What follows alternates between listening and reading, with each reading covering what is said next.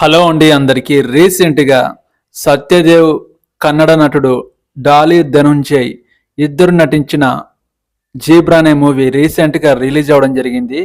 ఈ సినిమా ఎలా ఉంటదా అని నేను చూడడం జరిగింది. అన్ని సినిమాల్లాగే ఉంటది అని అనుకున్నాను. కానీ మెయిన్‌గా ఒక్క లైన్ మంచి కాన్సెప్ట్‌తో ఈ సినిమా రావడం జరిగింది. Money crime concept.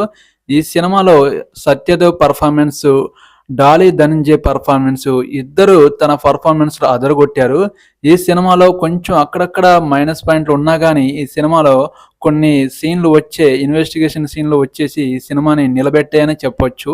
ఈ సినిమాని మొత్తానికి ఒక మనీ క్రైమ్ ఇన్వెస్టిగేషన్ డ్రామాగా డైరెక్టర్ మలచడం జరిగింది. ఈ సినిమాని మీరు ఖచ్చితంగా చూడొచ్చు.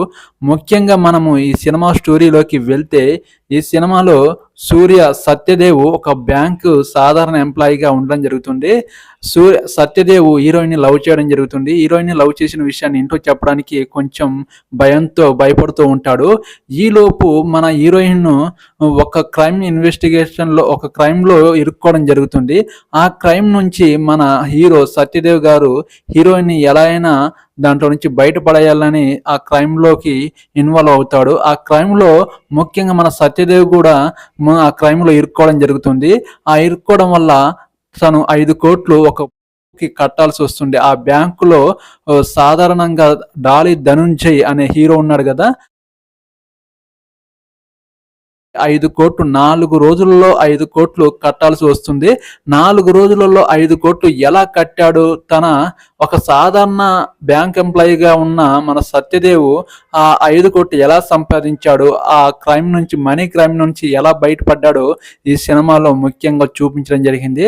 మన సత్యదేవ్ యాక్టింగ్ సూపర్ అని చెప్పొచ్చు. 100% మార్క్స్ ఇయొచ్చు.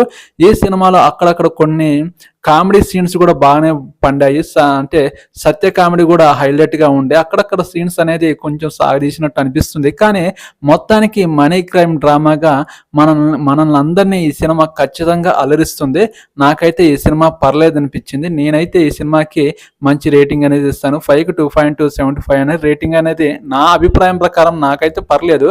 కానీ మీకెలా ఉంటుందో నాకైతే తెలీదు. మీరొకసారి చూడండి. ఖచ్చితంగా ఈ సినిమా మీకైతే నచ్చుద్దనుకుంటున్నాను. మీరు ఈ సినిమాను చూసే ముందు ఒక్కరైనా నా ఛానల్‌ని సబ్స్క్రైబ్ చేయండి, సపోర్ట్ చేయండి. ఇలాంటి మరిన్ని మూవీ రివ్యూస్‌తో మీ ముందుకుంటాను. ఓకేనండి. బాయ్. తప్పకుండా సబ్స్క్రైబ్ చేయడం మర్చిపోకండి. ఓకే. బాయ్.